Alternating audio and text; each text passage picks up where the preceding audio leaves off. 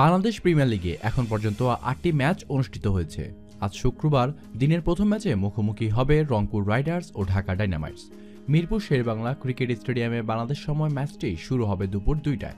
Point টেবিলে শীর্ষে ওঠার লড়াইয়ে মুখোমুখি হবে ঢাকা এবং রংপুর।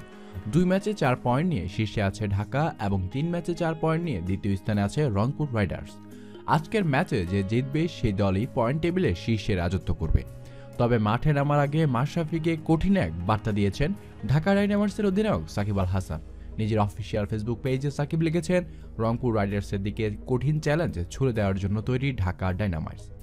রংপুর রাইডার্সের আজকে সম্ভাব্য একাদশ হতে পারে ক্রিস গেল, মেহেদী মারুফ, রাইলি রুশু, মোহাম্মদ মিঠুন, রাবি বেপরা, ব্যানি হাওয়েল, মাশরাফি বিন মর্তুজা, ফরহাদ রেজা, সোহাগ গাজী, নাজমুল ইসলাম অপু এবং শফিউল ইসলাম। অন্যদিকে ঢাকা ডাইনামাইটসের সম্ভাব্য একাদশ হবে Sunil Narine, Hazratullah Zazai, Rony Talukdar, Shakib Al Hasan, Kieron Pollard, Andre Russell, Mizanur Rahman, Nurul Hasan Sohan, Shuvagata Hom, Mohor Sheikh এবং রুবেল হোসেনকে নিয়ে। ধন্যবাদ জানাচ্ছি আপনাকে এতক্ষণ সাথে থাকার জন্য।